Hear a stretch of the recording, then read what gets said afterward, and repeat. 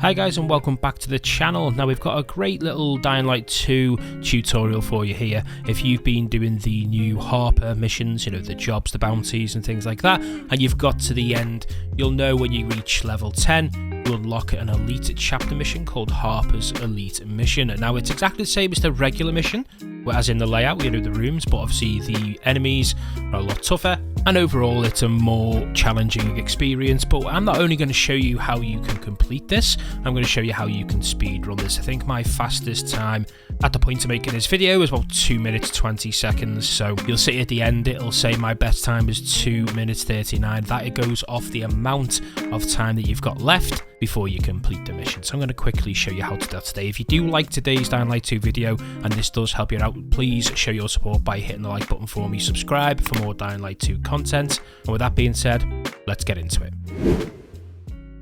So in the first instance, we're going to stop and I'm going to break it down and show you how basically step by step to complete each of these rooms or areas that you obviously enter during Harper's Elite Mission. And at the end, I'm going to show you the complete run through so you can see it, you know, without any interruptions. But obviously it's important that you understand what's going on in each room so it's easier for you to transfer into your game. So as you can see, we start off here at the beginning and you're going to want to start off with your crossbow on your right D-pad and your UV light on your left, which should already be there, so that shouldn't be a problem. First room's pretty simple. You're going to see one of the exploded enemies, simply crossbow him. One crossbow to head or torso should obviously get the job done. And upon killing him, you want to move the board, ready for room number 2.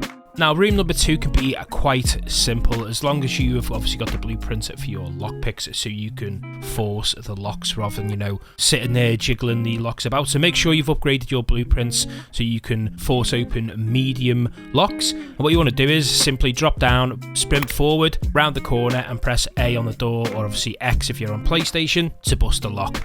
As you do that, run straight through to room 3. Horseshoe round to the left, bypassing the volatile on the volatile hive, and then when you get to the last volatile in the room by the movable board, simply throw your UAV lamp down here and then you can open the board, bypassing everything from room 2 and 3. Now when you reach the bottom of the stairs, I like to take both inhalers here. I feel like once you've took them here, you're not going to need to use the other two, so this is the perfect time to do so.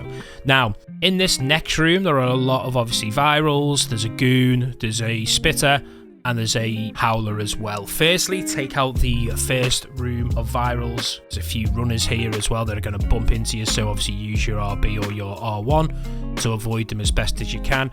And then once you've killed them, you're going to see I run round the corner and I charge the howler to make sure I kill him straight away so he doesn't call any more enemies. Now, as you can see by the footage, that isn't a howler, but trust me, it must have just been some type of bug. That is usually a howler. Now, you don't have to use these electrical mines, but they are optional. I like to use them because it clears them pretty quick. You'll see from the first one that I throw it into the other room towards the goon and the spitter. Now, when the goon stands on that mine, he's going to obviously damage himself and damage the surrounding enemies, including the spitter. This should kill the spitter in one go, which is great. And obviously, you're going to get quite a lot of rushes. Try and use the other electrical mine whilst hiding around the corner so you don't take damage, and it should eliminate quite a lot of them. By all means, you can just hack and slash your way through this, but this is obviously if you're trying to speed run it to improve your time. I like to use these mines here, but as I say, these mines are optional. You can just hack and slash your way through this room and no problem at all. Now, there's 2 ways to deal with the goon. Firstly, if you don't want to take the time to actually kill the goon, you can entice him into the other room because obviously he's dead slow.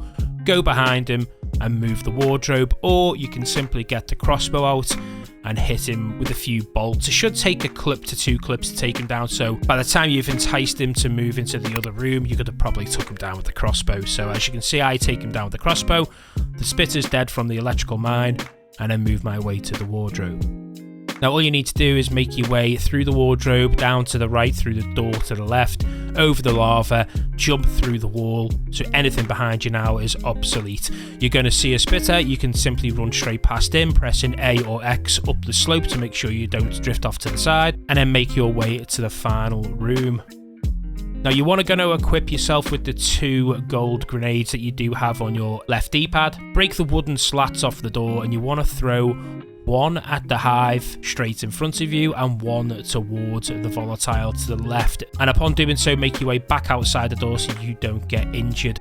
Now, you can just wait a little bit longer, but as I say, if you're trying to get those quick times, once you see the first grenades warning signs go off, charge in, take out that first hive. Try and avoid all the rushes and obviously the volatile tyrant as best as you can. Make your way over to the other hive and take that out. That will stop any more enemies spawning. Now, all you need to do at this point is take out the tyrant, but there are so many rushes, it is quite hard to do so if you're just concentrating on the tyrant. Try and take out as many as you can if they're in front of you.